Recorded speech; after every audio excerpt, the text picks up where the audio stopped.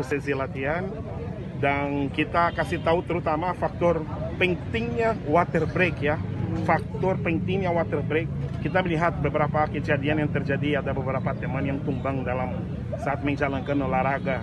Karena kadang ya itu tadi, memforsir kemampuan terlalu berlebihan. Makanya kita sampaikan pada teman-teman bahwa water break itu kenapa penting.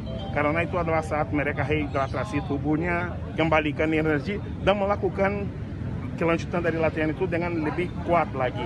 Ya tadi dalam acara kita menjelaskan hal seperti itu. Nanti kita akan kasih beberapa materi latihan, dan kita akan selalu hentikan pada momen yang tertentu supaya teman-temannya bisa kembalikan kondisinya seperti normal ya. Dan di situ masuk perannya dari MyZone, salah satunya isotonik yang punya nutrisi yang pas, vitamin B, bisa punya bisa membantu kita tetap menjaga kebugaran tubuh kita dalam menjalankan kegiatan kita.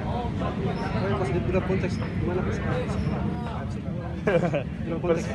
Persiapan itu nanti aja di luar ini kita bicara. Oh, iya, siap. Aku siap jawab tapi sebentar lagi. Sekarang kita fokus ini tapi